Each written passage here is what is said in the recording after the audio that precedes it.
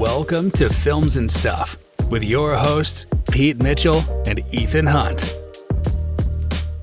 Pete, welcome back to another episode. How are you feeling today? No, Batman. The Batman. Batman. That's right. Oh man, I am so excited to talk about the Batman. So again, we did something pretty smart. We're taping on a Saturday, and we both saw it on a Friday. I saw it Friday night. I think 8:15 p.m. it started, which means I got out of the cinema a little bit before midnight. How about you? I actually had tickets for the midnight opening on Thursday night. So it launched. Yeah, it launched in London officially on the 4th of March, which is Friday. Okay. But I had tickets for the midnight Thursday, the 12:01 showing. Yeah. Okay. I saw some previews and reviews, and they all said the same thing. It's a glorious movie, but it's 3 hours long. You don't. It's a marathon. It's a marathon. Don't feel that it's 3 hours, but it is 3 hours. Professional marathoners literally run a marathon in under 3 hours, right? Yeah, I mean, to be fair, we're sitting on a comfortable couch eating popcorn. Maybe not comfortable, but so nothing's comfortable after 3 hours. Yeah. So I quit the midnight showing because I didn't want to. Because the problem with theaters, and we're gonna do this one day. We're gonna do a podcast on an episode on entertainment crimes. One of the biggest crimes is you pay whatever you're paying for your theater tickets or your cinema tickets, and then you have to sit through 15 to 30 minutes of ads, which is just, which is crazy. Which meant that I would have gotten home at 4 a.m. or 4:30 a.m., and that was a non-starter for me. It would have wrecked my Friday. So you saw it at a sensible hour. So I saw it at a sensible hour on Friday. I was lucky. The theater was not super full. Yeah.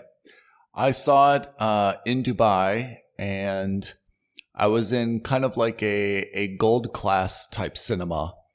So it didn't have the full recliners, but they were like leather chairs that reclined a little bit. And it probably seated about somewhere between 48 to 60 people. And I bet everything except the front row, so probably the front 6 seats, were all occupied. So it was full, but it was a very quiet crowd. There was no applause. There was no, yeah, get 'em. There was no look out. It was a very, quiet crowd, actually. That's a really good point. So we'll come back to that exact concept. Yeah. When we're talking about some of the villains in the story.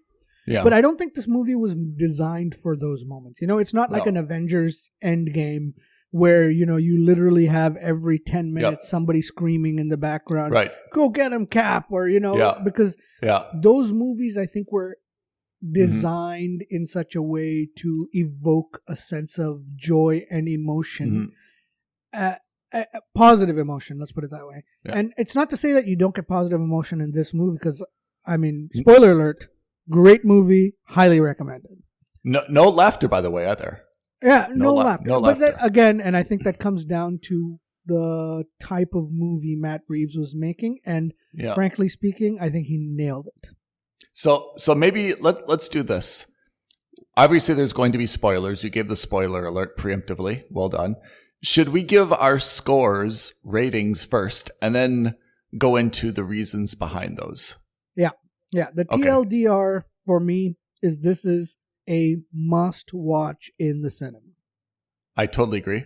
I think that if you are ever going to see a movie in the cinema, the sound, the screen, the atmosphere, this is absolutely something that you have to see in a cinema. That being said, and I'm sure we'll get into this, I do have a lot of, or some, I should say, issues with this film.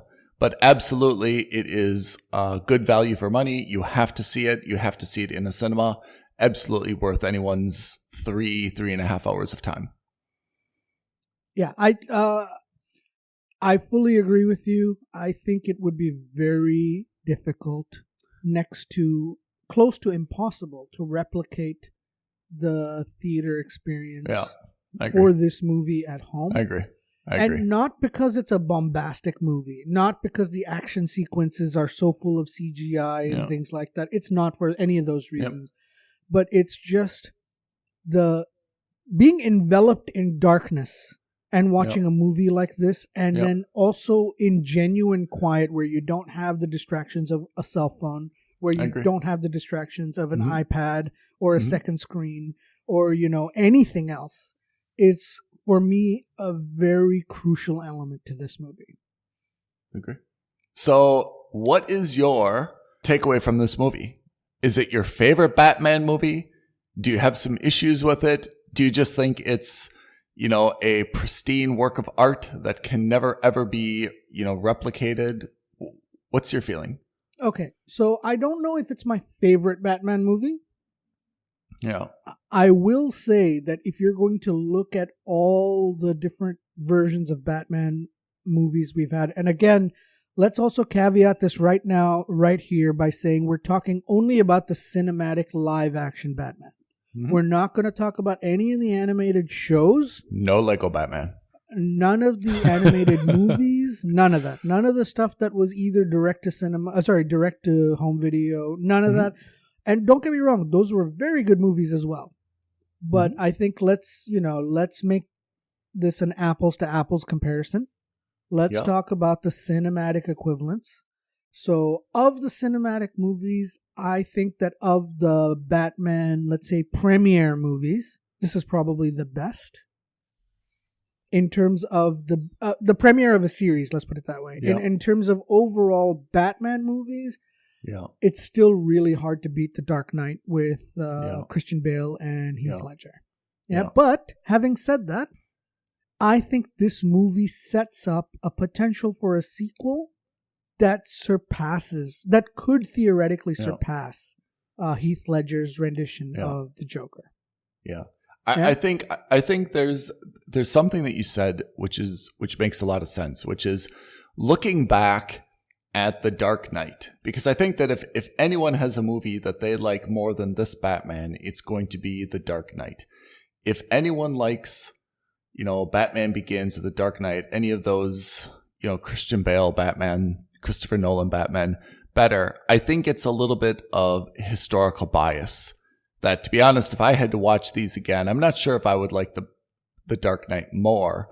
But I think The Dark Knight, that trilogy really put something in my head, and it's really hard to get that, let's say, baseline vision of Batman out of my head. So it's hard for me to say that I like this one more. There's a lot to like about this one. I still have some qualms with some of it, but there's an awful lot to like about this movie. Yeah.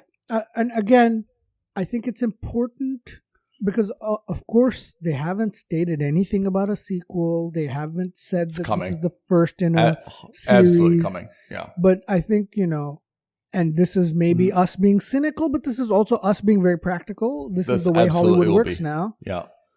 We all know that this is going to be the first in at least a trilogy.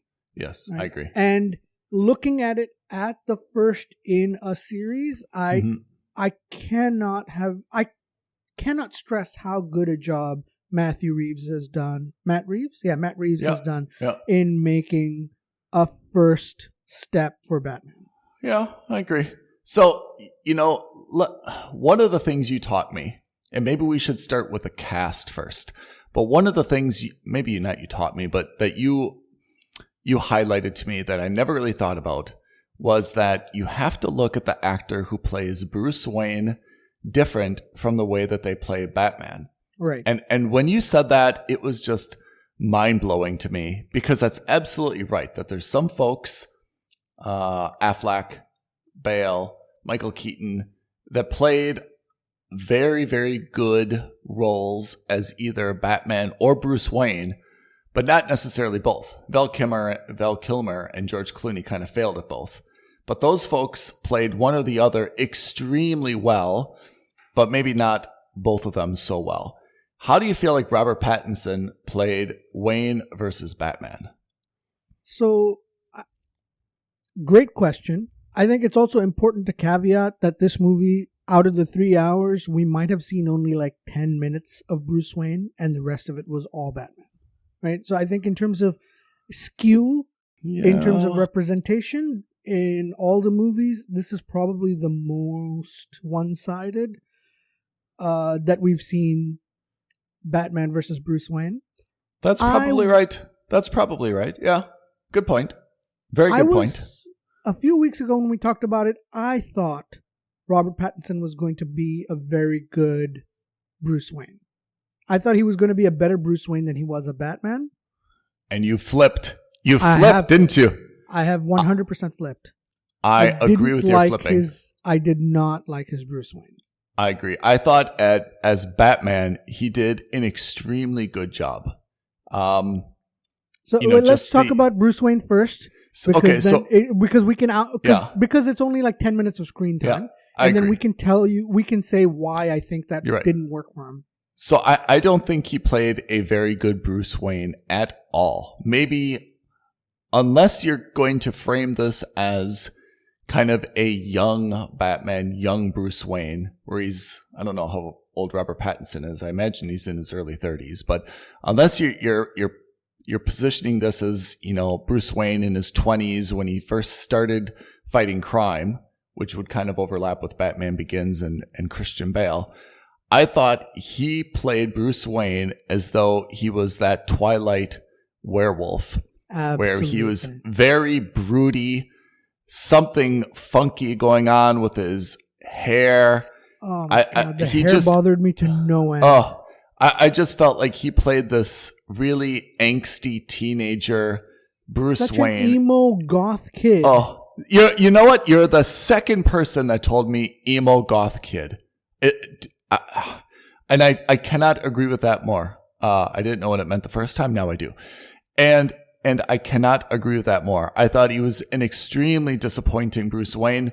Nothing at all how Bruce Wayne, in my mind, should be depicted. Even under the worst circumstances, not at all how Bruce Wayne should be depicted. Super disappointing. Yeah, I get it. Look, first of all, we're talking about a younger Batman, right? I think it was implied in the movie that we're talking about a Batman who's in his late 20s, based on timeline, plus minus, okay? Because he was like 8 to 10 years old when his parents died, and this was the 20th anniversary. So let's call it late 20s, very early 30s in the movie. Okay. That's actually a very good data point, though. The way that you picked up on the 20 years, you're right. He's 28-ish here. Right, plus minus. Mm-hmm. And so at this point in your life, you've been alone for 20 years, right? No parents, rather. You are a billionaire. And I'm not saying all billionaires are playboys, but Bruce Wayne is. Yeah. That's his public persona, because that is really the exact opposite of what a dark and brooding Batman is, right? Yeah. And the whole point has always been, well, you've never seen Bruce Wayne and Batman in the same room, and then everyone laughs you off because, well, one of them is a billionaire playboy who's out cavorting with models every night, and the other one is a dark, brooding man who beats the living crap out of bad guys every night. There's no way they could be the same.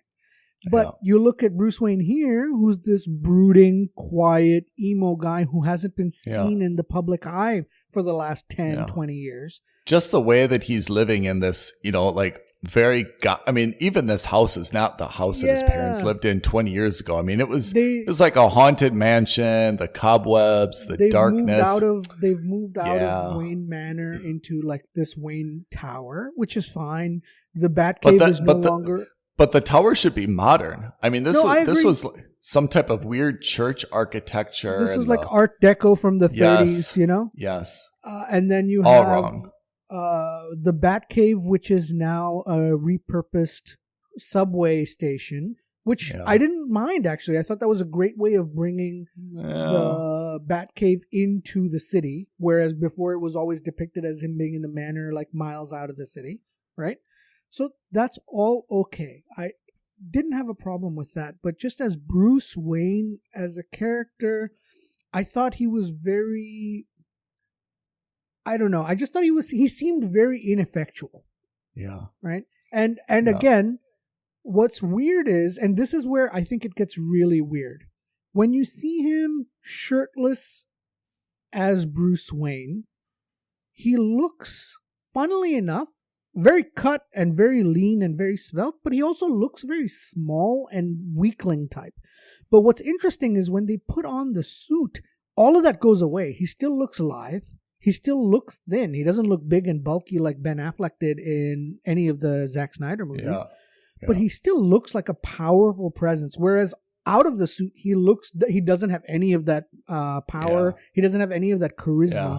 Like when you saw him at the you saw him like at the funeral. Yeah. I mean, he just looked like ill, like he social like anxiety. A scrawny kid. Yeah. Like, and not at all like confident. I mean, just like he grabbed some ill-fitting suit and put it on.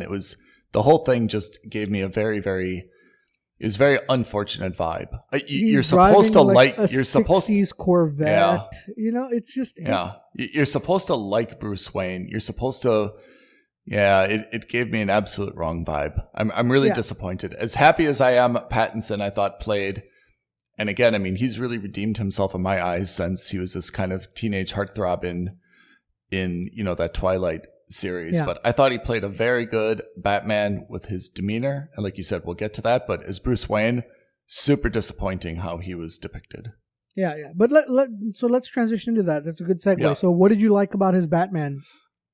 I mean, there was something that I liked and didn't like about this Batman. First of all, I like the suit. I thought the suit was very badass. Loved it. I'd like to see all the suits from all the live action films next to each other. But my impression, especially the bat symbol that kind of came off and could be used as a cutter / something. Batarang kind of thing, yeah. I thought the suit was super badass. Okay, the ears were a little bit much, but the suit I thought was great. I thought he had the right demeanor. This suit doesn't seem to have like that voice morphing modulator thing. Modulator. But he had a good, strong jawline. You know, he wasn't smiley. He had, I thought, the right demeanor. And what I liked about this Batman was he was very clever. You know, he was a little bit detective-like. Oh, man. You know, putting things together. I thought that was very, very cool twist.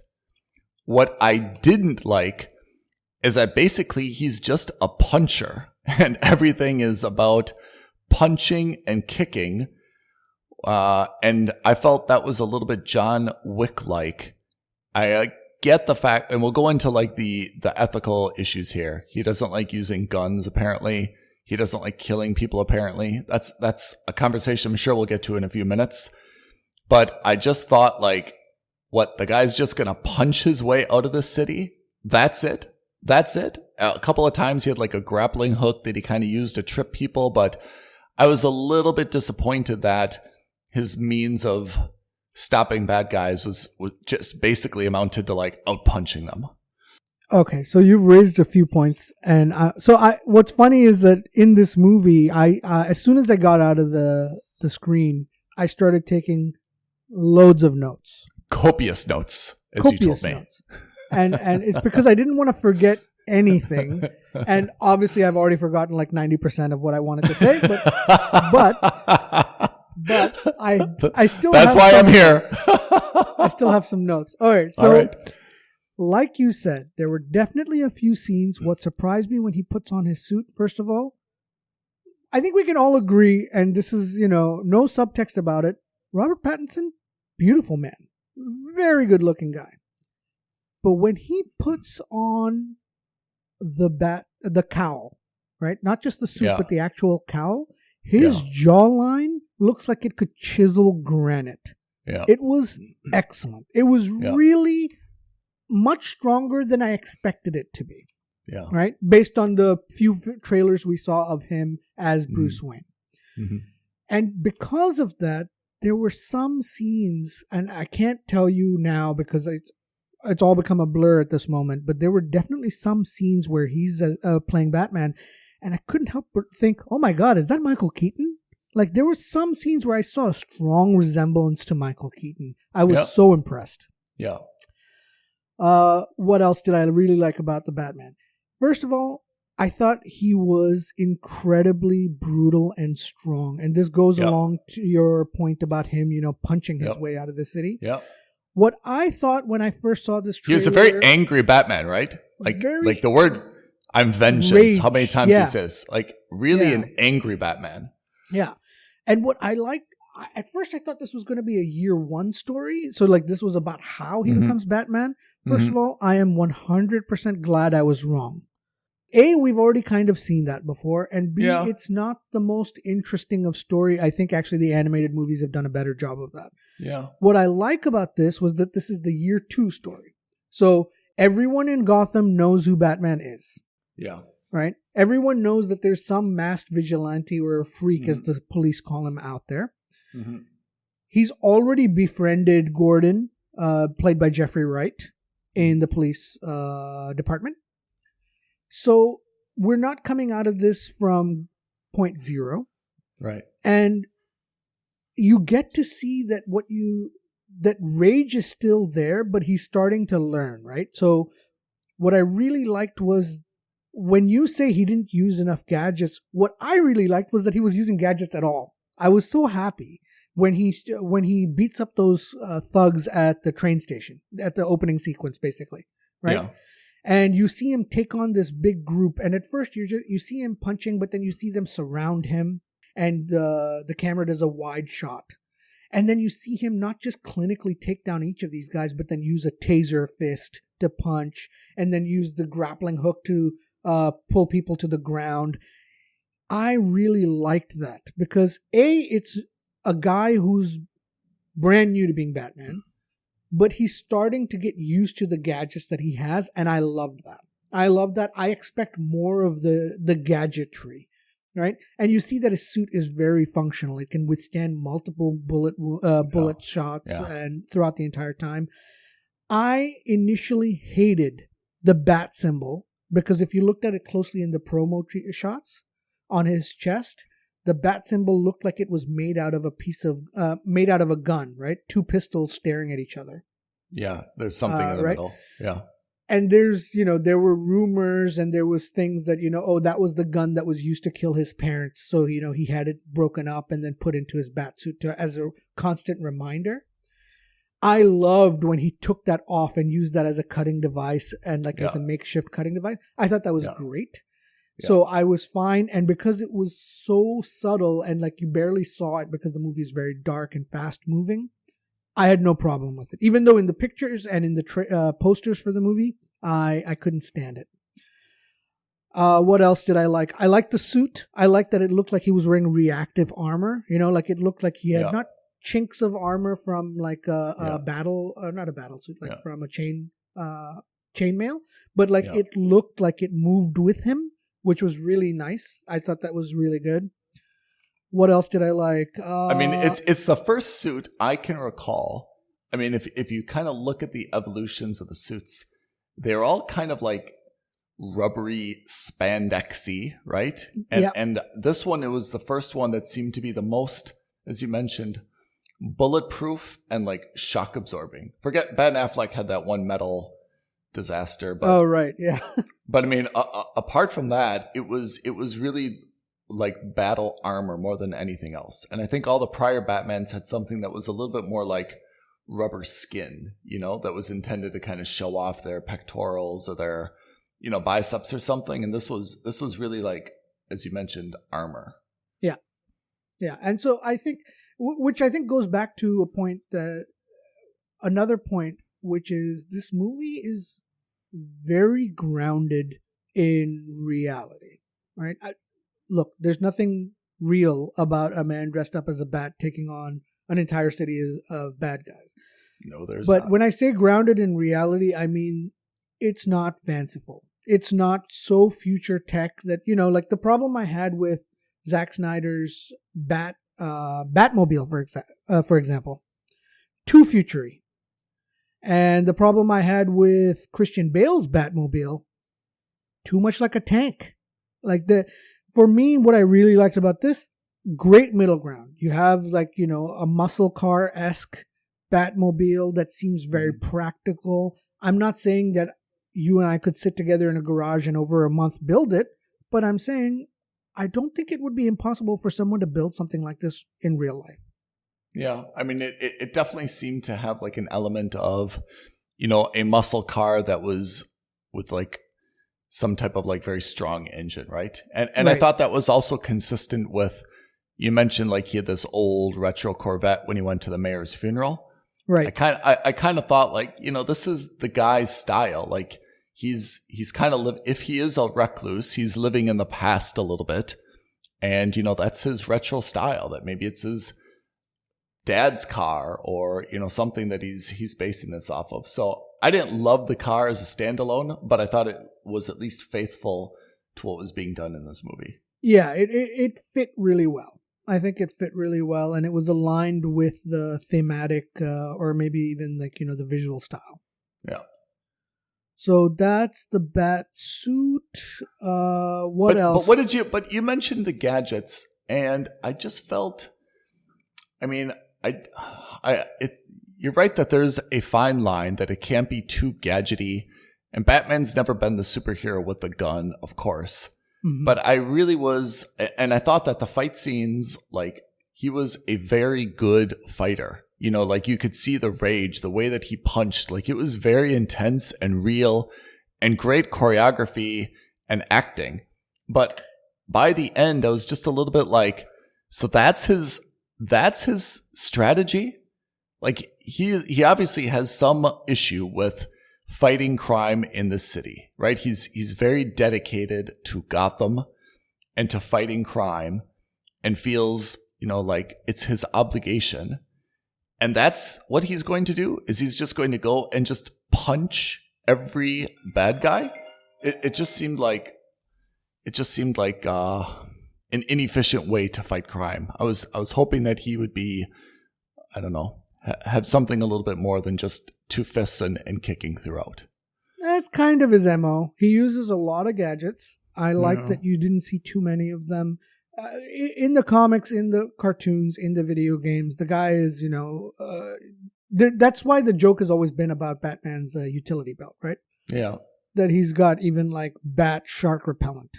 But the point is that he doesn't have superpowers. And in a world where there are beings out there with superpowers, how do you level the playing field? The suit. Yeah. The suit. It has to be the suit. It has to be the gadgets. And of course, it has to be his money. Which also, I mean, maybe one other comment about that was like, you're a billionaire or a supposed billionaire. But, as far as we know in this movie, anything that he did could have been done by anyone. Yeah. Right? It didn't have to be a billionaire. Nothing screamed billionaire about Bruce Wayne. Yeah. Yeah. Yeah. So what do you think of the rest of the cast?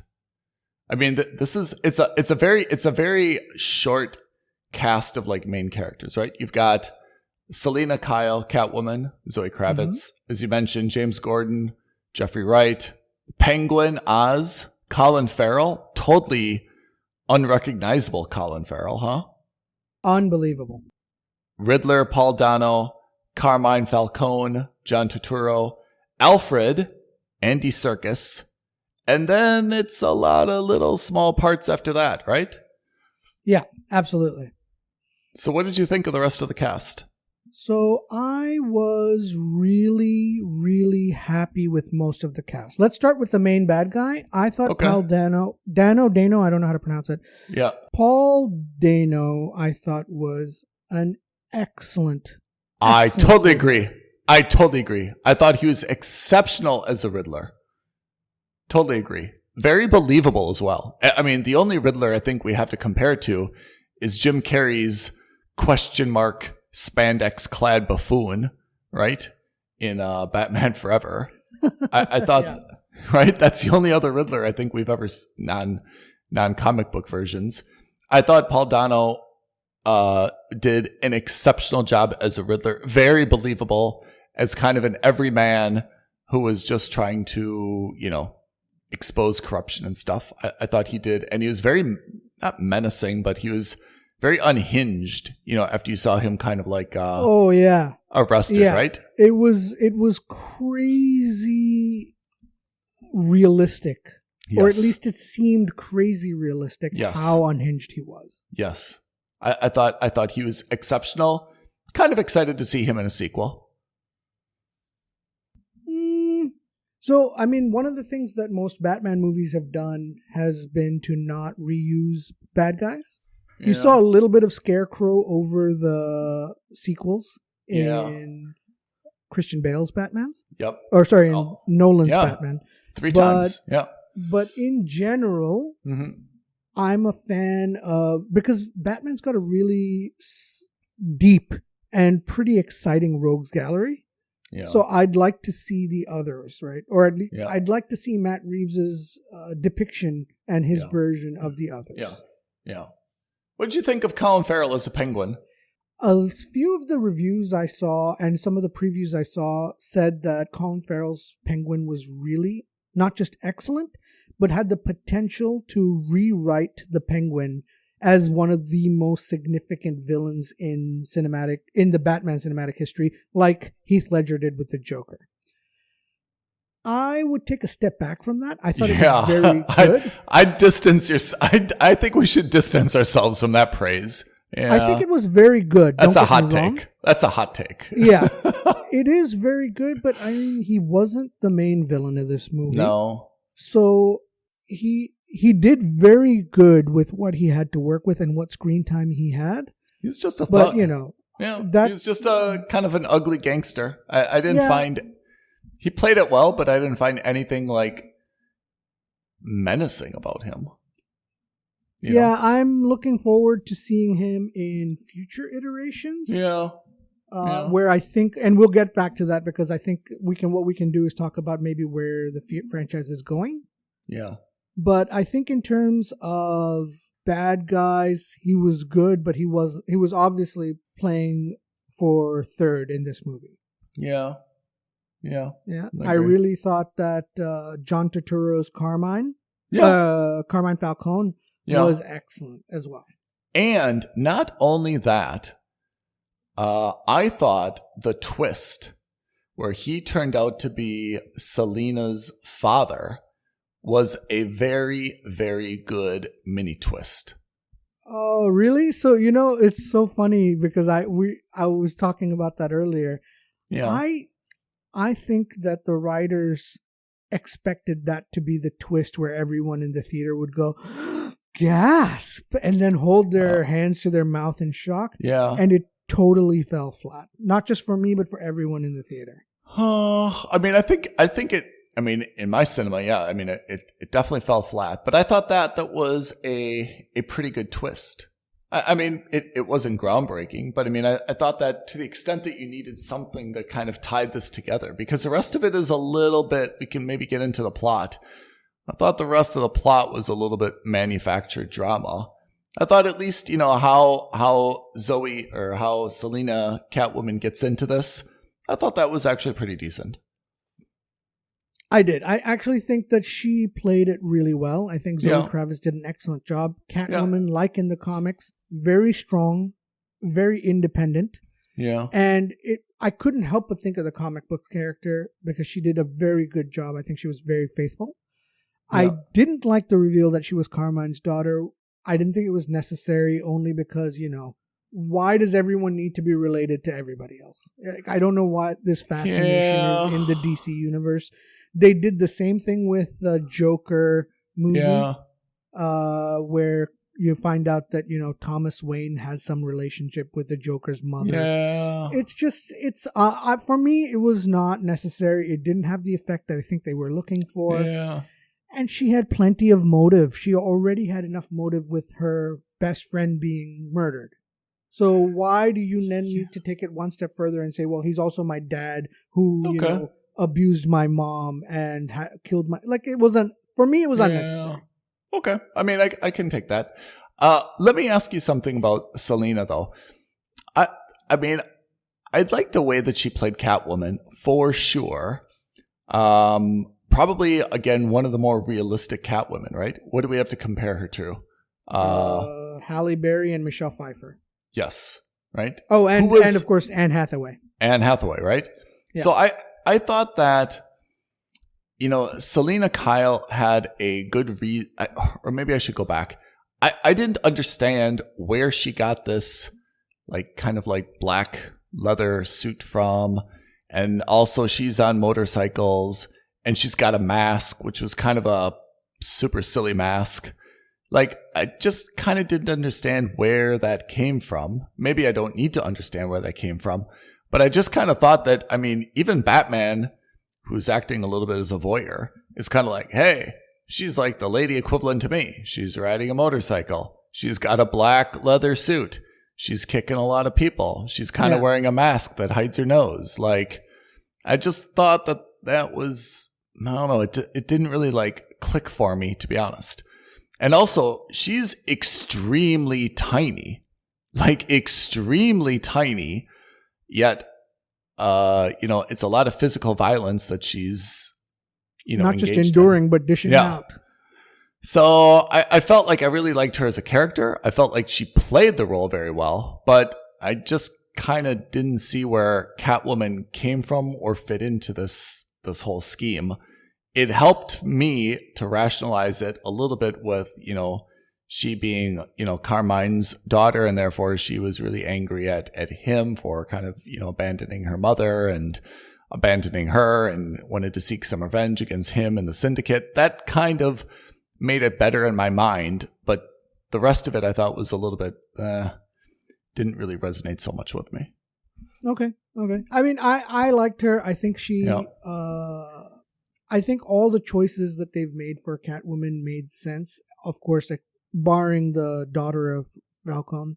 Yeah. You raise a good point. She is like the female version of Batman, which is to say, not in terms of motives, but in terms of maybe just physical appearance, which is to say, when she's suited up, she also has her face half covered. Yeah. And, so she's also very good at what she does, which in her case is steal, right? Yeah. So I did like that. I think that gives a lot of parallels to each other. Yeah. And, I think they've also done a good job of setting her up for coming back in the sequel. Like, I kind of liked, I remember Anne Hathaway, who was like a cat burglar, right? Yeah. Like, and that's how she met Batman, which is, she was like a maid or a hostess at one of his soirees. And tries to steal from him. And I thought that was a very good introduction. And it also gave her the skill set, which is not, punching and kicking, which I find, again, a little bit unrealistic for someone as physically small as Zoe Kravitz. But Anne Hathaway was like, look, I'm a gymnast. I'm stealthy. I can steal things. I've got this good kind of like con artist, game in me, or sleight of hand game. I thought that was a very good like set of skills that was, for me, a little bit believable.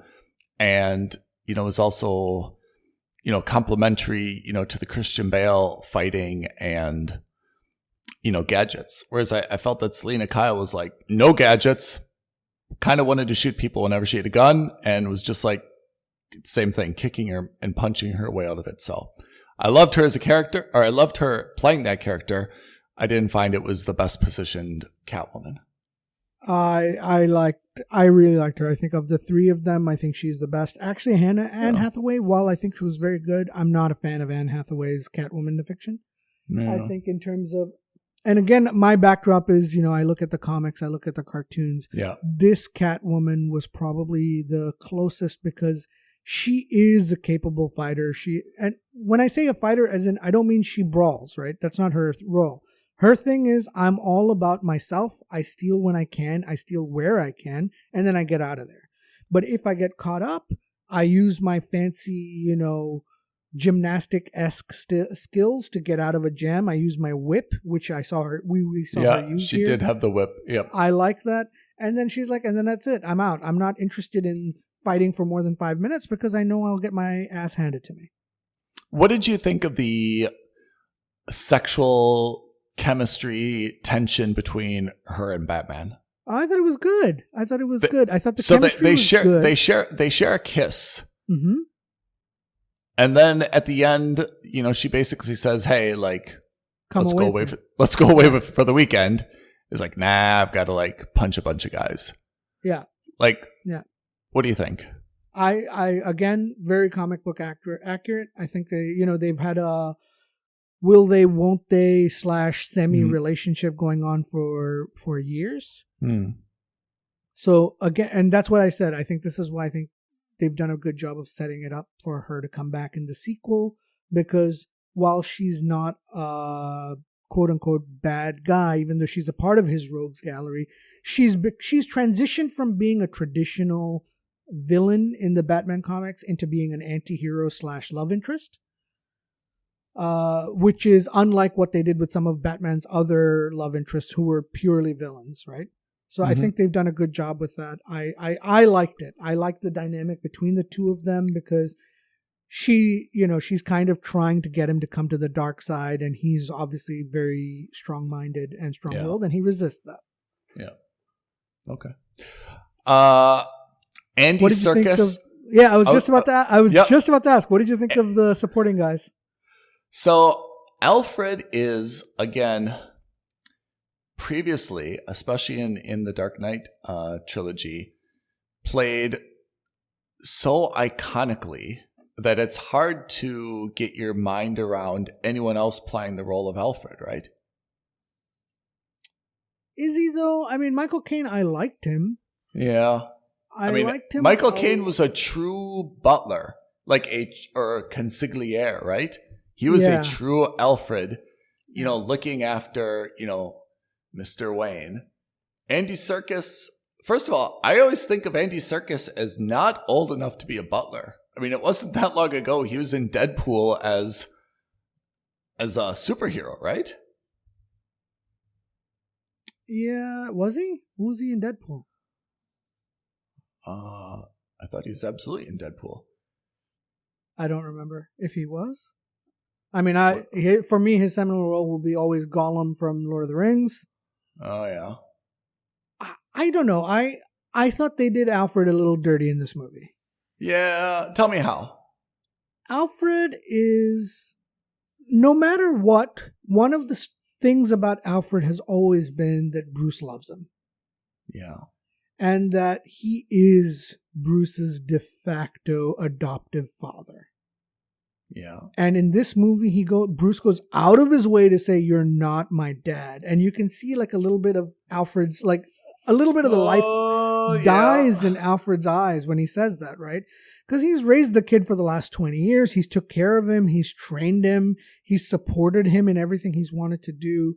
And then it's kind of like you see him get spit in the eye. And then in Bruce Wayne's or in Thomas Wayne's name, he gets blown up. And then at the hospital, Bruce is a little cold and distant to him and accuses him of being a liar. This goes back to, I think, them trying to make Bruce Wayne a little bit more angsty, but which is, and like all the cool kids hate their parent kind of things. Yeah. But you don't see a resolution of that. Like if they had at least made like if they had done a 180 by the end of the movie where he's like, "Yeah, you are my dad." Like there's this great comic book page, and I don't ask me where it's from, but it's one where you can tell that Alfred has always worried about Bruce. Yeah. And you wake up to Bruce Wayne in the Wayne Manor, and he says, "Alfred, you don't have to worry about me today." Right? Mm-hmm. And he leaves on his table, he leaves a card for Alfred, and Alfred, like he's wondering why, he opens it up and it's a Happy Father's Day card. Oh. Right? And it's a very sweet moment for even Bruce to recognize that even though you're not my dad, you are my dad. Right? Yeah. And then for them to go out of their way in this movie to say that, "Hey, you're a jerk, you're a liar, you're not my dad. You covered up my dad's stuff." Yeah. And like, you know what I mean? Like, so I don't know. I think they did him dirty in that sense. Yeah. What I did like was, like Michael Caine, they give him a little bit more importance. He's not just a butler or a valet. He's looking after the business affairs of the company as well. Yeah. So he's more like, he's almost like, like He's the solving COO riddles. / Yeah. executive Yeah. assistant. You know what I mean? Like, and Yeah. he's a smart guy. He's looking at the Yeah. cipher. He's, so he's like, he's like the brains behind the operation kind of thing. And I like that. I did like that. But I think overall, I think they, and Andy Serkis, by the way, great actor, lots of skill. Yeah. But of course, in a movie about the Batman, you're not talking about Alfred, right? You're not supposed to. No, I felt he was, I agree with you, an amazing actor, but not really, in my mind, has enough. I don't think he's old enough, to be honest, to play the role of Alfred. And again, I think Michael Caine did it, at least in my mind, perfectly. I just didn't feel like Andy Serkis did it right, and I don't think that's what he did wrong. I think it's just kind of like the material that they gave to him, and I think you're right. They just kind of did him dirty by diminishing him, and how Wayne was a little bit like critical of him. So I didn't think that he really figured in prominently in this movie. Yeah, but on the flip side, who they gave a lot more importance to, Jim Gordon with Jeffrey Wright. Yep, that's true. And I think they did a really good job in that sense, I agree. which is to say, hey, we're not fighting the Batman anymore. He is a masked vigilante, but we're going to learn to live with him. Yeah. And where we can, the Gotham Police Department has to use the resources. So, he's the one who's bringing him into crime scenes. He's the one asking him to look at evidence. Yeah. And in full view of everyone, by the way. Yeah. Which I thought was brilliant, which is to say, hey, okay, so there's like an uneasy alliance between the police and Batman. Yeah. Right? And the only ones who are opposing it are obviously the corrupt police officers who want the Batman to go down, right? So, that's a very interesting point, and I think that gets to one of the really important stakes in this movie, which is there's a very fine line between being a vigilante and a criminal. Because if you look at what is being done here, the police are corrupt. They don't like Batman because they think he's just this rogue vigilante who takes justice into his own hands, right? Mm-hmm. And then along comes the Riddler, who I think by all accounts is exposing huge, huge corruption.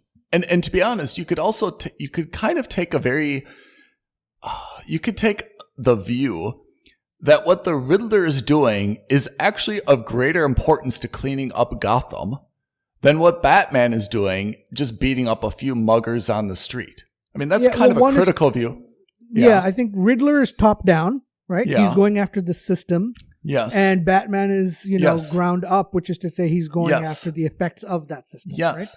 So in that way, very complementary. Yes. So I think there's a little bit of dissonance here between, okay, the Riddler obviously is very violent and brutal, right? The way that he's killing people. But he's taking, as you mentioned, from the top down, he's taking down people who are undeniably bad and corrupt. So why is Batman, who is himself an admitted vigilante, out to try to stop someone who's essentially doing the same thing that he's doing, albeit kind of with different methods? And I found that, I mean, when you just watch the movie, you see like he's trying to stop someone from killing people. But if you examine it a little bit closer, don't you think it's a little bit hypocritical saying, hey, I don't like this vigilante who's killing bad guys. I should be the only vigilante who's allowed to kind of beat up bad guys. No, but I think so. That's where I think the movie was actually quite brilliant, is because at the end of the movie, remember when they unmask one of Riddler's guys and he asks, who are you? Yeah. The bad guy says the same thing Batman, which is, I am vengeance. I'm vengeance. And I think what that was the light turning on for Batman, which is to say, hey, I'm a bad guy. It's not, no, but I think it's where he goes and says, hey, I need to be more than just vengeance, right? I need to be a beacon of light. I need to be hope, because that's what the city needs. Yeah. Right? It's not good enough that me being the guy who kicks the butts of street level crime, that's not good enough anymore.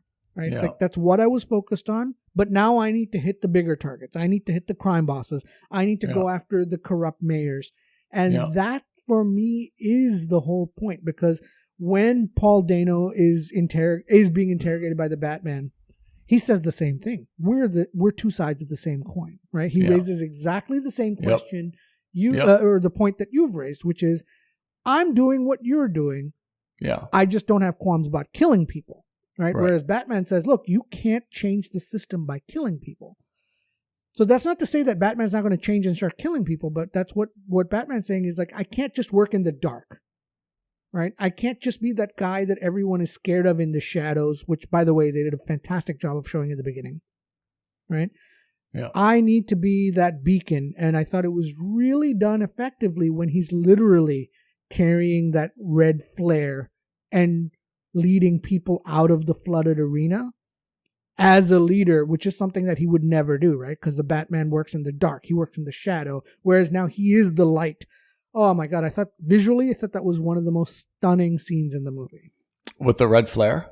Not just the red flare, but him working in the light. Like him being a savior to people, not just against, him not being just someone to scare bad guys, but him as being a symbol of good for regular people as well. Yeah, I mean, I have to say you've changed my mind on that a little bit. I mean, I still stand by the hypocritical argument, but you're right in terms of the shift that causes Batman to take towards the end. I agree that's very powerful. I thought the red flare scene was super cool, and I thought there was also something that I couldn't really put my finger on at the time, which was he reached out his hand to try to help people, and it was just the kid who... Yeah, it was the orphaned kid from the beginning of the movie. Who obviously has... I mean, it's pretty obvious. I mean, there's some... recognition between these two that they're kind of kindred souls, about the same age when, they brutally lost their fathers. That the kid accepts the help. The mayor, who's preaching throughout the movie about how we got to help each other, we got to reach out, blah, blah, blah, is like, hey, I'm not going to grab your hand. I'm not going to take help. And then she sees a kid do it. And then she kind of begrudgingly puts out her hand. I thought it was, kind of a bad commentary on the mayor and that whole group of people, but it's not really I don't think a critical element, but I thought it was cool that the kid was right away willing to accept that assistance. And obviously, I think we saw it in like 2 or 3 scenes that, Pattinson and the kid kind of make eye contact, and they seem to have like this little vibe going in terms of, hey, we can identify with each other and such. Yeah. And for the love of God, Warner Brothers, if you're listening, do not make that kid Robin. Oh, that's an interesting point. Do not make that kid Robin, for the love of God. Oh, that's an interesting point.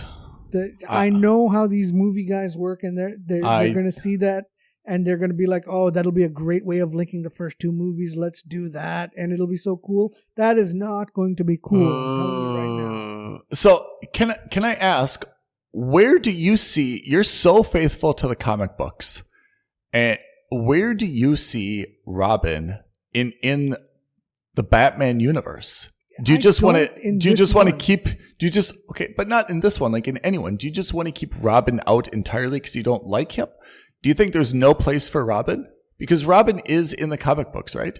No, I think there's a lot of place for Robin. Don't get me wrong, because I think what's really important is that Robin becomes, Robin starts out as, Batman's ward, Bruce Wayne's ward and Batman's sidekick, and transitions into a superhero of his own right, who becomes like another Batman-esque vigilante, but working in Bloodhaven, right? In the other city. There's lots of space in this world for realistic heroes, right? Because this is a quote-unquote realistic world. What I don't want to see is them try to shoehorn as many characters as they can in the name of quote-unquote fan service. Right? Because that's it. Because they ultimately will do it in such a cheesy and terrible way. Like it will lose credibility in this, right? Do you want to, in this world, do you see a spandex-clad child from a circus lose his parents and then become the ward of Bruce Wayne. Does that make any sense in the world that Matt Reeves has built? No. Yeah. It makes absolutely no sense. So, like, why would you do that? Yeah. Another issue, which is not really at the forefront, you mentioned how Alfred was, diminished a little bit. What about Thomas Wayne? I mean, Thomas Wayne from, the original Batman from Batman Returns. I mean, we've been shoved the Thomas Wayne narrative, right? Him and his wife and their son were going to the cinema. They were tragically mugged and gunned down in the back alley. And that narrative's kind of shifted a little bit. Now, I mean, Thomas Wayne is made to be a little bit of a bad guy. What's your thought on this? So, the comics I grew up with was such that the Thomas and Martha Waynes were great people. Yeah. However, I also know that in the newer rendition of the comics, which is, I think the DC 52 and the quote unquote modern era of comics, they've changed that. They retconned that to say that Thomas Wayne was, in general, at least in public eye, a good guy, but to achieve the goodness, he had to do some bad stuff. So, Nolan's Batman didn't touch upon that at all. Nope. Which was fine for me because that was the Batman, that was the Thomas and Martha Wayne that I grew up with. Yes. I don't have a problem with. What about like the Joker? It started in the Joker, right? In the Joker, I think is the first time. I don't even want to talk about that because I think they bastardized that whole thing there. But that was really the first time. Yeah. That the Thomas Wayne, for me, the Thomas Wayne narrative was this good, he's a bit of a jerk, husband, father, philanthropist. Yes, he's wealthy, but he's still giving back to the city and so on and so forth. And then in the Joker, you see him as like really an asshole, like at best, a cold asshole. At worst, potentially, I don't know if we would say, how did he have an affair with the Joker's mother? Yeah, so theoretically, I mean, I don't know. I don't know. And we don't really know, but just putting the idea out there was kind of enough to kind of like damage his reputation, at least in viewers' minds. I thought that was, okay, it was interesting, but I mean, it definitely like, smudged his character. And then what we see now is that he was being blackmailed and, his family had all this other drama in it and he tried to cover something up. He tried to bribe a reporter. When that didn't work, he went to Falcone to try to maybe silence the reporter. Yeah, like intimidate him. Oh, and then unbeknownst to him, Falcone, a mobster, killed the guy, and then Andy Serkis, to try to somehow rectify his reputation, said, oh, but he was going to go to the police, as though that makes it all better. I mean, the whole thing just really leaves an ugly smell, I think, on Thomas Wayne. And maybe that's good for storytelling. But again, I mean, there's real implications to that, yeah, right? Yeah, emotionally, I think we don't like that because, that's not the Batman mythology we grew up with. No, yeah. But in terms of, first of all, in terms of the Gotham City that is depicted in the current era, right? Which is to say Matt Reeves and even Christian Bale, it makes sense. It makes sense. It's a filthy, corrupt city, and where even the best of us has to, do a little bit of dumpster diving to get the goals that they want, right? Maybe. So again, we don't like it on a personal level, but in terms of a story level, I think it gives a little bit more it gives a little bit more depth to Batman's origin story, which again, I don't like it, but I don't dislike it either. I get it. It makes sense. It also probably brings Catwoman and Batman a little bit closer together, although they may not kind of know everything about each other. It brings them a little bit closer as kind of kindred souls, right? Where they both have father figures that they're not really proud of or have done something that's damaged them, and they're trying to obviously like fight their way through their past history and make amends and so forth. So in that sense, it makes them more kindred souls than if Thomas Wayne is from the white shoe perfect family. Selina's from, basically abandoned by her gangster father. Yeah, then they're kind of a little bit of an odd couple. This makes them a little bit more kindred souls where they could kind of share something in common, right? Can I also say I'm super glad he didn't reveal his secret identity to her, even though he wanted to. Yeah. Even though he wanted to, I'm glad she was like, no, you stay as Batman for this movie. We'll worry about you as Bruce Wayne for the sequel.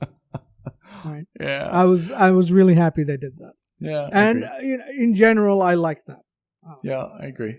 So, this is a very localized Batman. By that I mean Batman doesn't really have any concerns outside of his Gotham City parameters, right?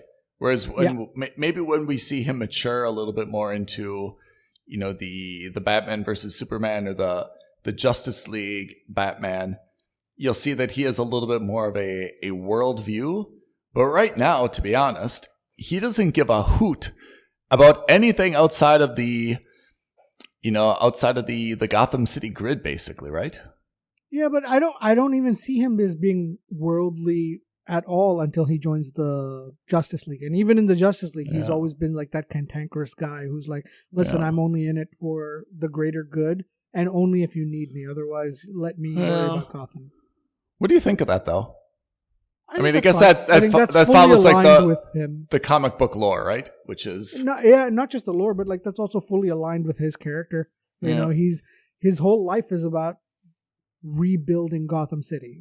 He doesn't care about, and frankly, in the DC universe, there's no other city as downtrodden as Gotham City.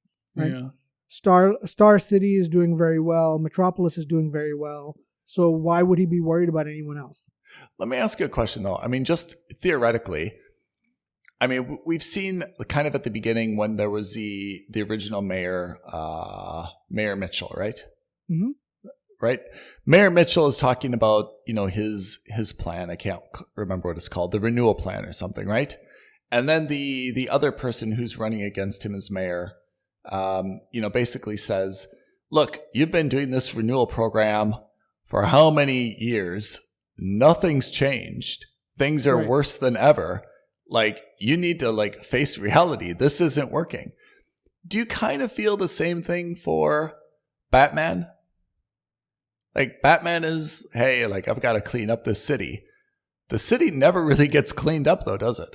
Yeah, but I mean, remember, this is only his second year of doing it in this movie. Yeah. Right? And even though he cops it to it himself, right? Like in that intro monologue that he gives, he's talking about how he's already feeling tired about the fact that nothing seems to be changing. Yeah. But I think that's the whole transition in this movie, which is towards the end where he's like, I can't just be the guy in the shadows scaring street level criminals. I need to be the guy in the light who's scaring everybody. Right? And I think that's the point of this story, which is to say, yes, he's maybe a little jaded by street crime. And of course, he wants to take down street crime because, that's how his parents died. But I think if he really wants to effect change in Gotham, he probably needs to start going after the Carmines. The Falcones, the Penguins, the corrupt mayors.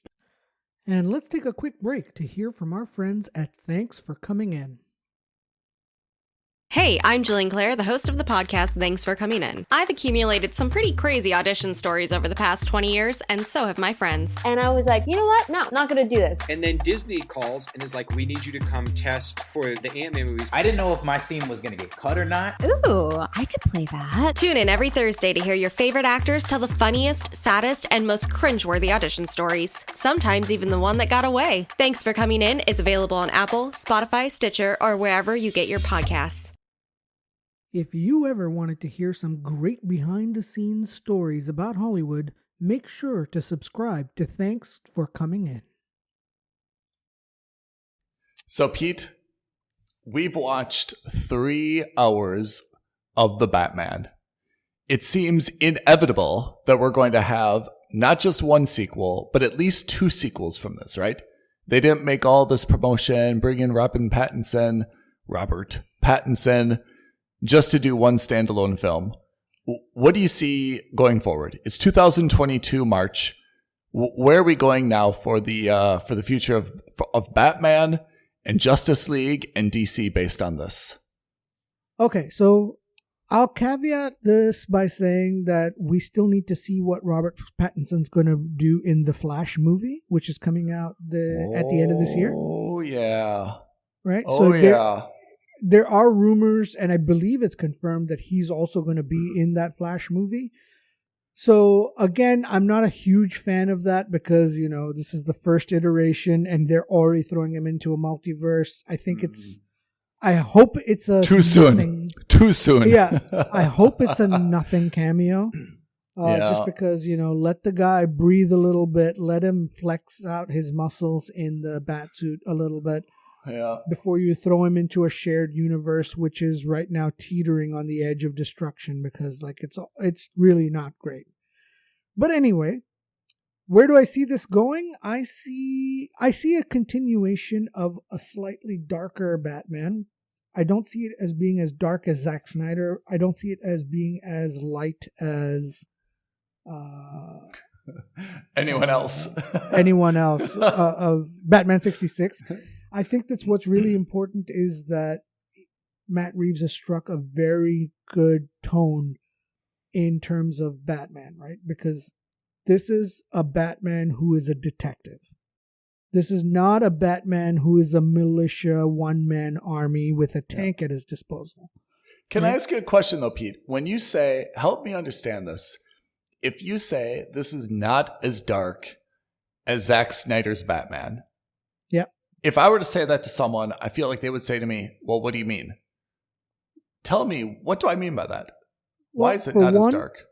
For one, actual cinematography, that movie was entirely too dark. You couldn't see anything on screen.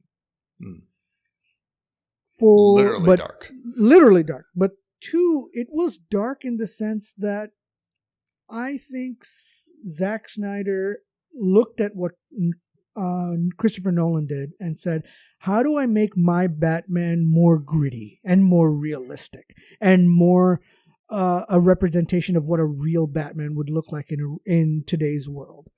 Oh, well, I'd give him a really awful backstory that everyone has seen, but I'm going to show it again in super slow motion, and I'm really going to make a meal out of it. Totally unnecessary, right? What I like about this Batman is, hey, Batman, everyone knows who Batman is. I don't need to explain to you that his parents died in an alley. It's unnecessary. Yeah. Just take it for what it is, move on. Yeah. Just like people don't need to know anything about Superman's origins. We all know he's an alien from Krypton. Move on. Let's get to the real heart of the story. Yeah. And it was dark in the sense that also Batman was just so brooding and so angry all the time, right? In Zack Snyder. Ben Affleck, no smile. And that's not to say that you see Robert Pattinson smile and joke about here. But he wasn't I don't know. I didn't feel like he was so hardcore negative in this movie. Whereas I think Ben Affleck was just like a steaming pile of negativity the entire movie. Yeah, I mean, those are really degrees of gray. I mean, as you mentioned, Pattinson is definitely not a bag of laughs here. Yeah. I mean, you could make a credible argument that he's not as negative as Ben Affleck, but I don't think anyone, even who would see this on its own, would say he was anywhere near the shade of optimistic or happy-go-lucky. I mean, but that's the point was that even in the Justice League, characters that are supposed to be optimistic were also portrayed as super dark. Superman isn't a dark character. He is not a character that's devoid of joy, right? True. And in fact, the whole point was that the S is supposed to represent hope. Okay, well, you can't be a hopeful guy if you're always scowling, right? The S represents hope? Yeah, that was in the movies. So I was just like, you Should can't. have an H. Yeah, well, exactly. So you know what I mean? Like, you can't be the brooding. Everyone can't be the brooding bad guy or a good guy, right? And that's the problem, was that in Zack Snyder's movie, everyone was the brooding guy. There was no one who was really light and brought joy to the table. And that's why, you theoretically, at least in the comics and the cartoons, that was the Flash's job. And even Superman was a little jokey. And, for every brooding character, there was somebody who balanced it out. Whereas in Zack Snyder's movie, there was no balance. It was all dark all the time. So, I mean, I guess that's a good point. So if we're looking at this as this was the first installment, right? We really like it. A sequel has to either advance the story or just kind of like reiterate the story just to bring in a lot of tickets, right? If we wanted to advance the story here, what would you craft as kind of like the narrative going forward? Like sketch this out on a few storyboards. Say, okay, I'm the studio. All right, Pete, pitch me the sequel. Tell me how we're going to do this to get people more engaged and say, wow, what a great sequel. So I think what does that storyboard look like? I think it comes down to who the next villain is going to be, right? Okay, I'm asking. Who do you think? So in this world that Matt Reeves has built, I don't see it cannot be Joker villains. Yeah. We'll get to that. But I don't think it can be a superpowered villain in the sense that, and by superpowered, I mean supernaturally powered. Yeah. As much as I'd love to see Clayface on TV or on the big screen, how do you justify a character made of clay in this world? It's too difficult, right? Yeah. This is not Spider-Man. This is not Spider-Man. Yeah. Yeah, and even, exactly. It's not Spider-Man. It's not anything. This is too grounded for that, right? Yeah. So I started going through the list of the Rogues Gallery and started thinking about who are the different villains that could actually be here, right? So let's start with the big one first. Yep. Who could be in it, but I don't want to be in it. Joker, as you rightly cannot said. Be Joker. I don't want there to be another Joker. It cannot be Joker. We saw a glimpse of him in this movie. I think I hope that's all we see. Where did we see that glimpse of Joker? When you see Paul Dano talk to the guy in the prison in Blackgate. But I didn't understand. Is that the Joker or is that someone else? Oh, that is 150% the Joker. I would bet everything in my bank account that that's the Joker. You had, if you look at, so first of all, there were mention of clowns, right? There was a mention of wearing a mask on your face. Then there was also, when you looked at him, you didn't see his face, but you saw his profile clearly. Yeah. And that's the same profile of the Joker that's used in the Arkham games. It's the same look. It's not the Joker that we've seen with Heath Ledger. It's not the same Joker we've seen with Joaquin Phoenix. Yeah. This looks exactly like the Joker from the cartoons and from the comics and from the Arkham video games. And for the love of God, Warner Brothers, if you're listening, do not put in the Joker. Obviously, they're listening to this podcast. That goes without saying. Clearly. But the problem you're going to have is that, one, you're going to retread water that Heath Ledger has already done because I agree. that was a realistic take on the Joker. Yeah. Two, you're going to have the issue of them also comparing it with Joaquin Phoenix's Joker, and then the Suicide Squad Joker, and then finally, oh my God, I don't even count him because Jared Leto was so bad. I don't even want to talk about him. It was terrible. But it was a Joker. For the love of God. Yeah. Huh? Yeah. But so that's three. I agree. I think it retreads water. I think there's too much. And it's too soon. We just saw the Joker in right. Joaquin Phoenix. Whether you liked it or didn't like it, whatever you say. Did not like it. I personally didn't like it. I thought it glamorized mental illness. Absolutely agree.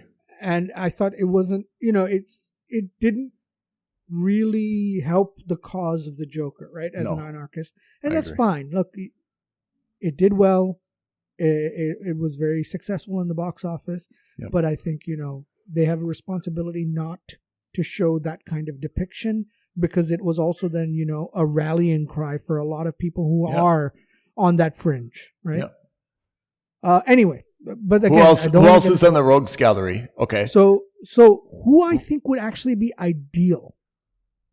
Here's my list, okay? Okay. I think you could do a phenomenal job with Deadshot, who we saw in the Suicide Squad, but I mean the real Deadshot, not Will Smith's Deadshot. I think it would be a phenomenal opportunity to see the Black Mask, who again we saw in Birds of Prey, but I don't want to see Ewan McGregor as much as I love him. I didn't think that that depiction of Black Mask was great, and I think it's got more to do with that. Who is Black Mask? He's also an underworld mob guy. He's a mob boss, and he's a normal guy, but he wears a mask that's like in the shape of a black skull. And he's like a big arms dealer. He worked out of Blackgate Prison. Like, anyway, he's lots of different interpretations and lots of different stories about him, but he's just a really bad guy. And in this world, it would be really interesting to see a power play between the Penguin and Black Mask, because now there's like a little bit of a void because Falcone's gone. Then you have Hush, who I think would be an amazing bad guy for this world, especially because we don't see too much of Bruce Wayne as a kid, and we've already now been a little bit exposed to Thomas Wayne. So if you really wanted to do a little bit more of a deep dive to Thomas Wayne's life as a semi bad guy and Bruce Wayne's life as a kid, I think having Hush would come out would be excellent. I think he would be a great bad guy. Then what about Two-Face? I mean, we saw Harvey Two-Face was pretty iconic in the Christian Bale. Harvey Dent played we didn't get to see him again. I think Harvey Dent you could do, but maybe not in the sequel. I think maybe in the third movie when you have a little bit. Him up. You need to set him up a little bit, right? A little bit.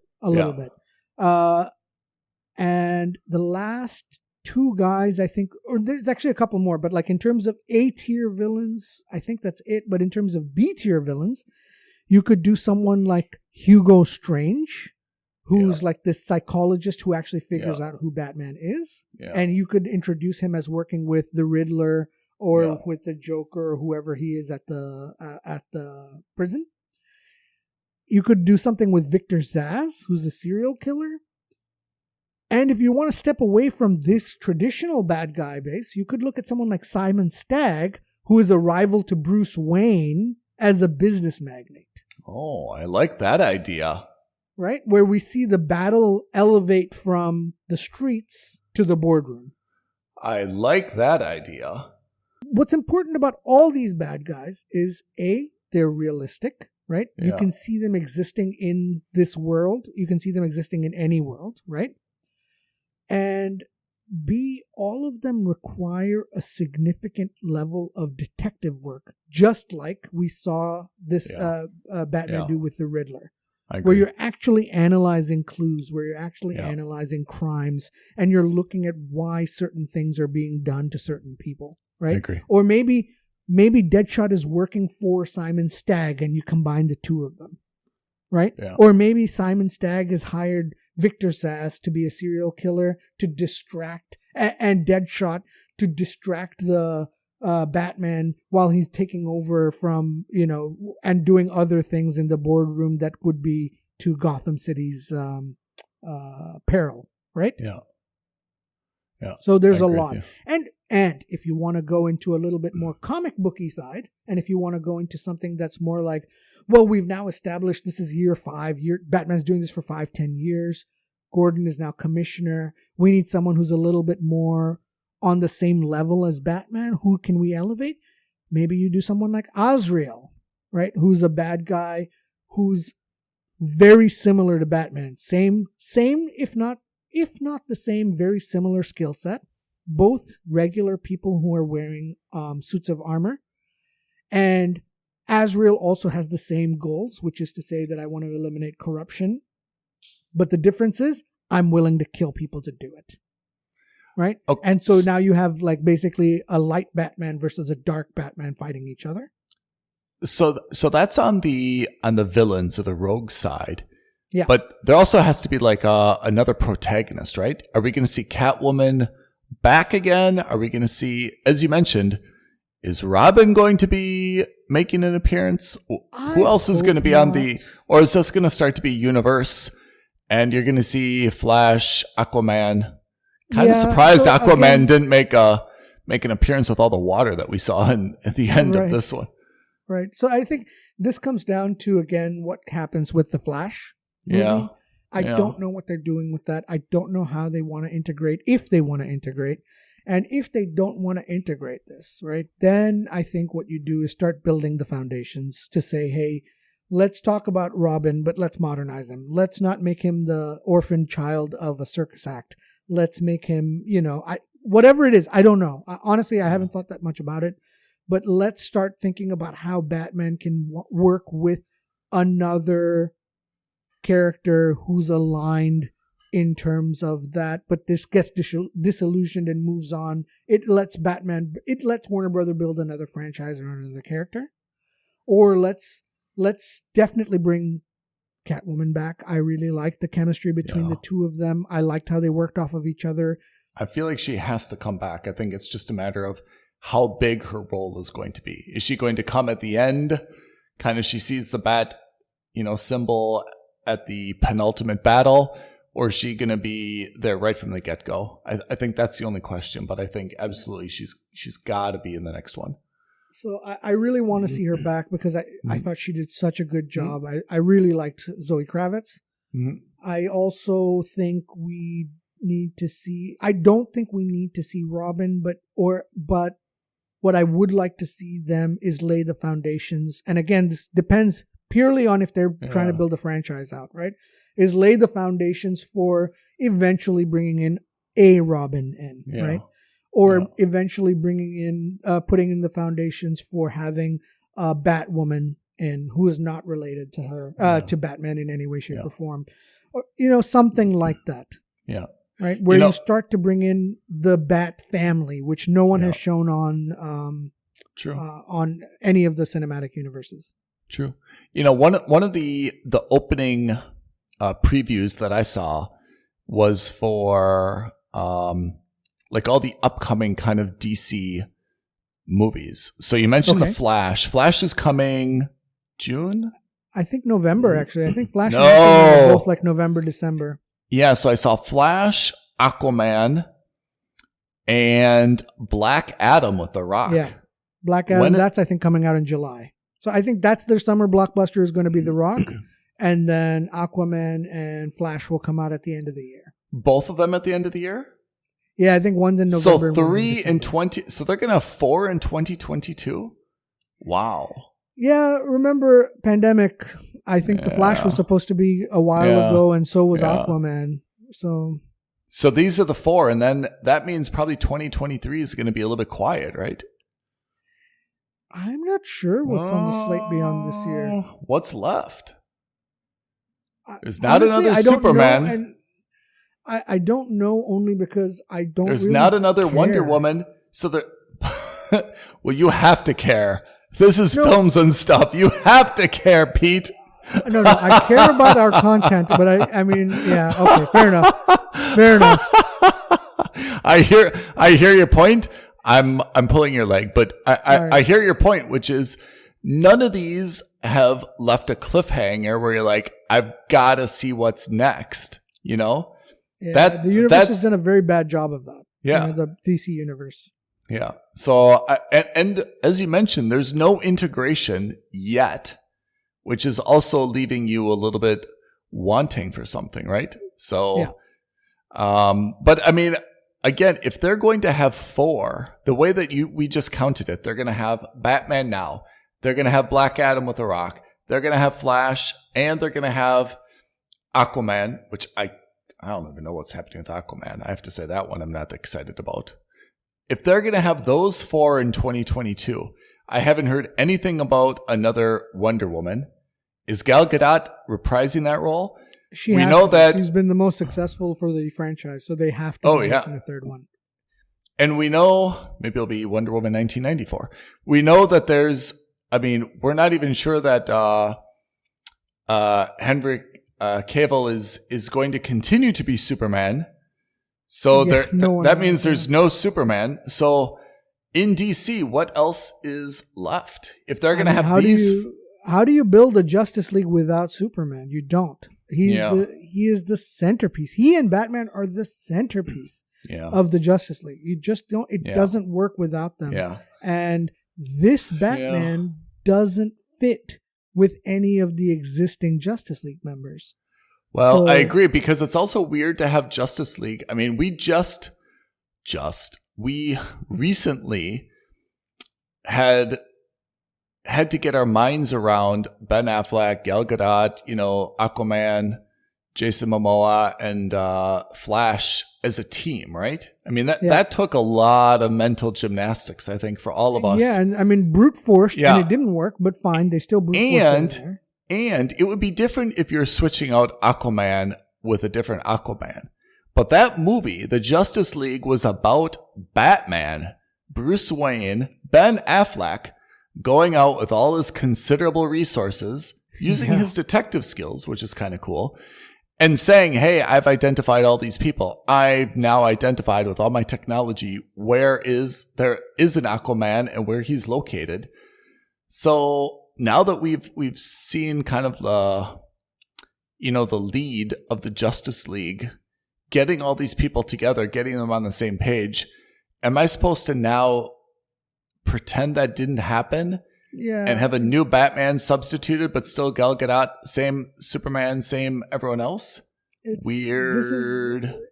Tell me about it. So this is what I mean. Weird. Like, this is why I hope that the integration doesn't happen, right? Like, this is one of the few times where you're just like, I don't want to see a combined universe, because frankly speaking, Matt Reeves did such a good job with the Batman. Yeah. I don't need to see that. But could we have something where there's a slower integration? So, for example, we've got Batman.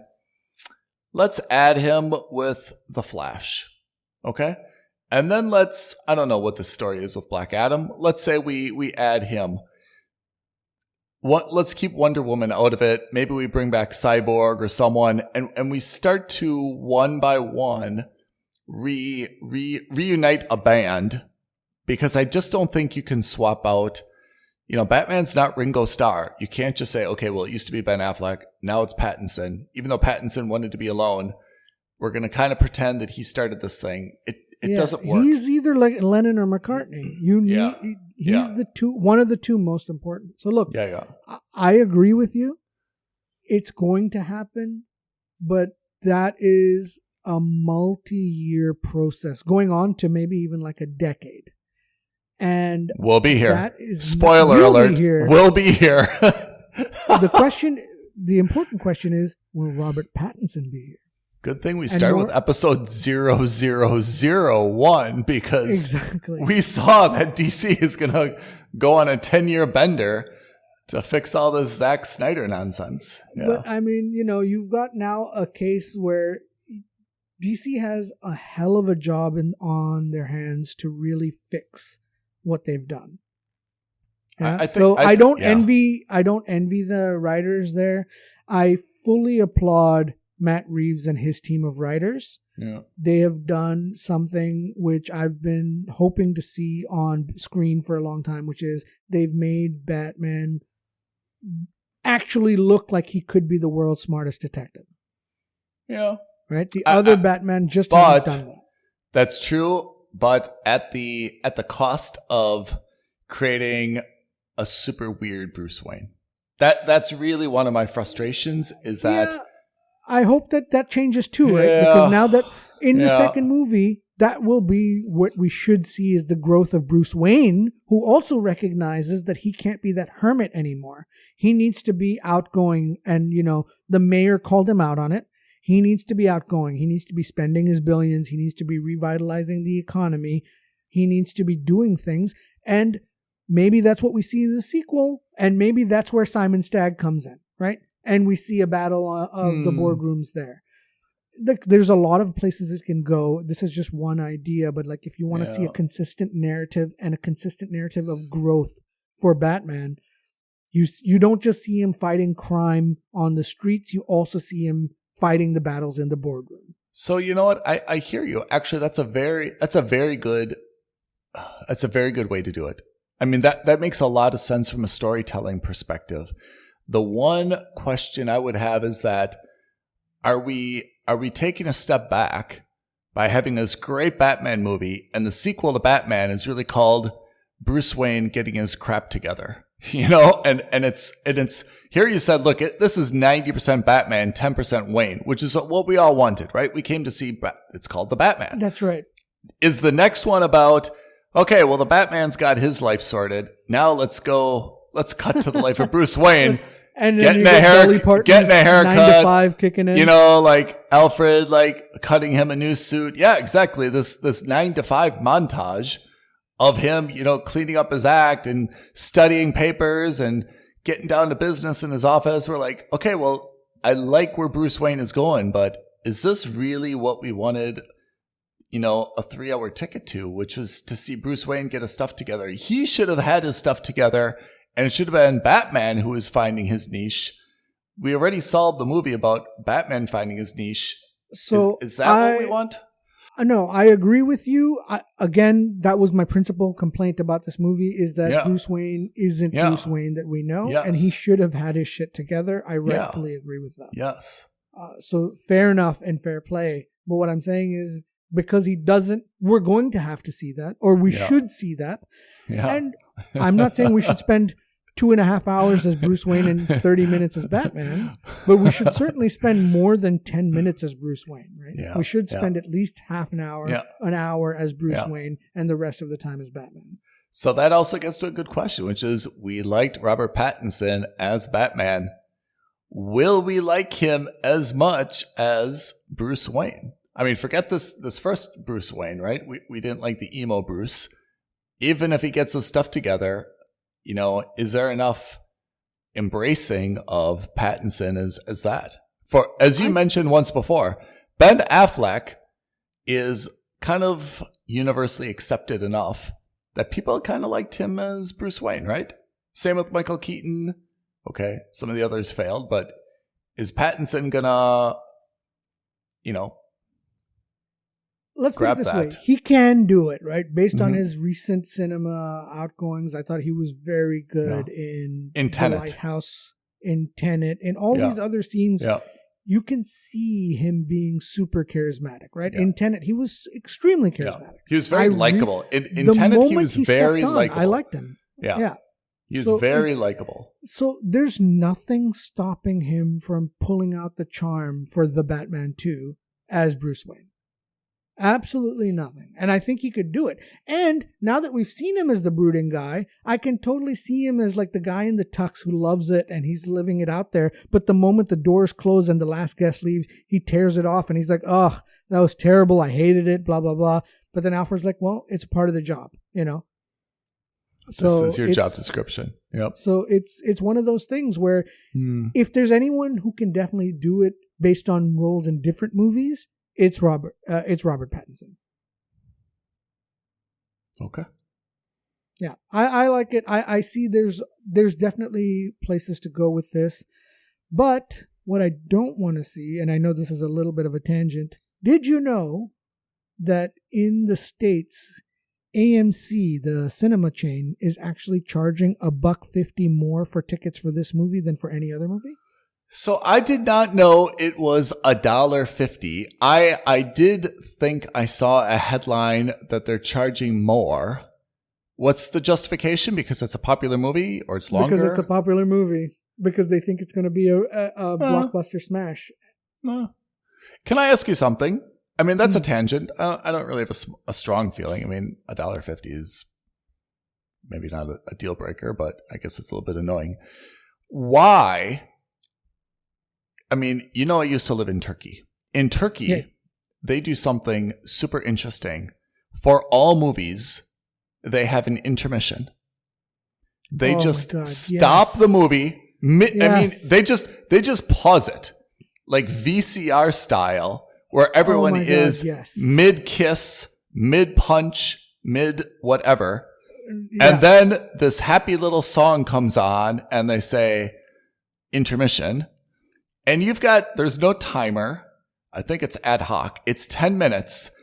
And it's so smart, not just as a courtesy. Brilliant. But financially, everyone gets up, buys another tub of popcorn, another Mountain Dew, another something, right? They go to the bathroom. They reset their counters. So what is the purpose of why isn't this universal? So, as you know, I also lived abroad. I was in India. Yes. And Indian movies in general are very long. If your average, Western Hollywood movie is, 90 minutes to let's say 120 minutes max on average. Yeah. The Indian movies used to be, I can't speak now, but like Hindi movies from Bollywood used to be like 3 hours, 3.5 hours, right? And so for that reason, movies actually got filmed with intermission breaks. Oh. Right? And so like there was a time in the movie where everyone in the different cinemas there would be like, okay, we all know this is at exactly 1 hour, 45 minutes, you can hit the intermission button. The lights would go on in the cinema. The screen would close. And in India, they go one step further. They have like people with mobile concession stands come into the theater. Oh, it's so smart. You don't need to go into the hallway anymore. If you don't need to go to the bathroom, you can just stay put and relax.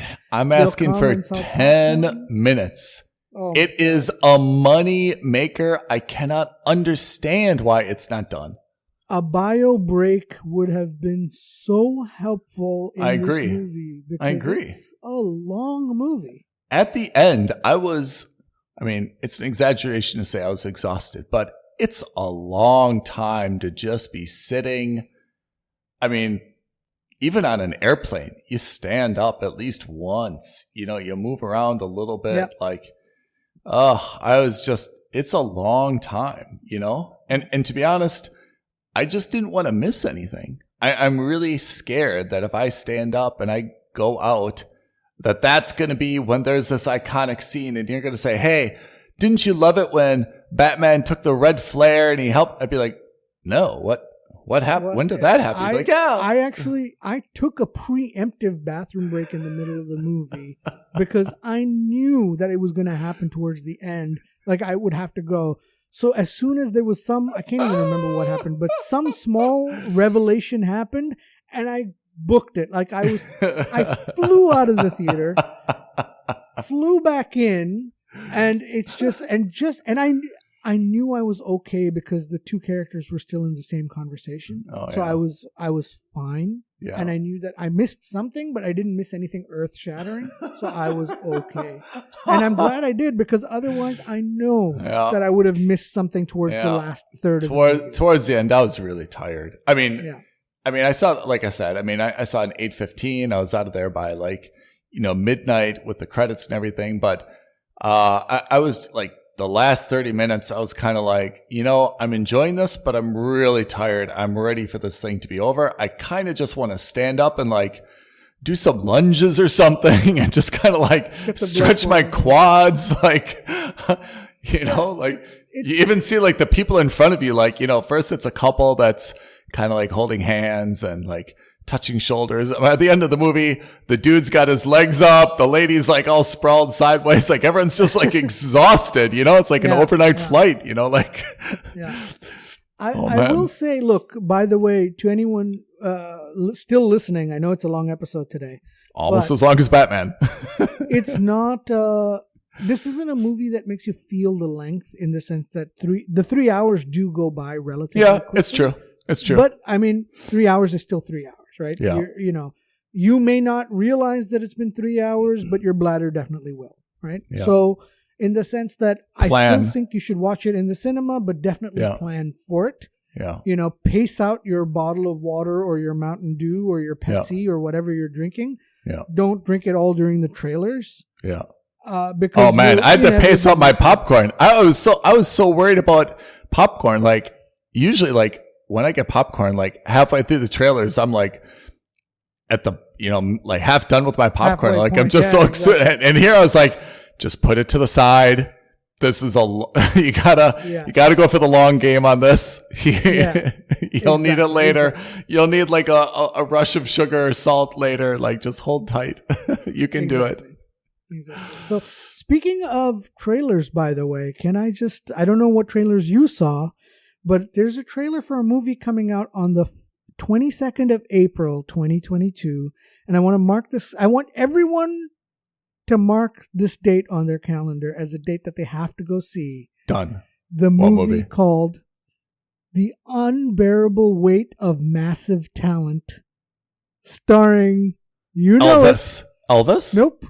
Starring your favorite and mine, Nicolas Cage. What? There's a Nicolas Cage movie? It gets so good. Wait. It gets even better. All right. Are you ready for this, Ethan? Yes. Nicolas Cage stars as Nicolas Cage. He's playing himself in a movie? Are you serious? In a movie where he's gone broke and he gets hired by a drug kingpin who loves his movies. I've seen this. I've seen this trailer. I'm so excited. I can barely sit still. I'm so excited for this movie. I think I saw it before I saw Spider-Man. I did not see it this time, but I was also seeing that. That looks cool. Yeah, I can see that. Sorry, yeah. Anyway, so look, we went off on a Nicolas Cage related tangent, which means it's totally acceptable. Oh, true. But The Batman, excellent movie. Really, really good. Well worth watching. And honestly, I think that in terms of if you're going to start comparing it to the Christopher Nolan movies, is comparable in terms of quality. Different, and not bad, not good. I'm not going to get into the argument of which is better or which is worse.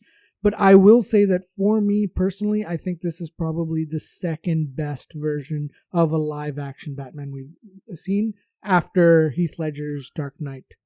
Yeah, I think that what I should do is I should see The Dark Knight again, because it's been many years and I've probably got some biases for better or for worse against that movie. I should see that again and I could probably make a better judgment.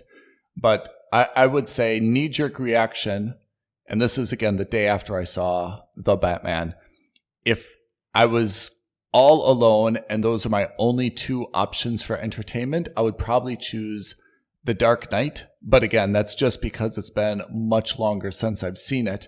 But I may see that movie and change my mind again and be like, oh, yeah, I thought this was better than it is. This is so dated. It's so boring. It's so slow.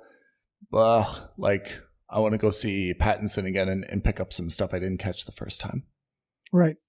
My review and my score for this is a must watch at the cinema. I echo that score. Same thing. Must watch at cinema.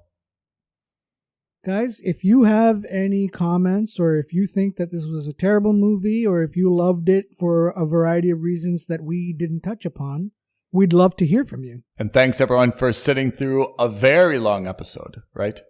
Thanks for coming in. We'll see you guys next time. Thank you for listening to another episode of Films and Stuff. If you haven't already, please subscribe and review on Apple Podcasts, Spotify, or wherever podcasts are downloaded. Films and Stuff. There is no substitute.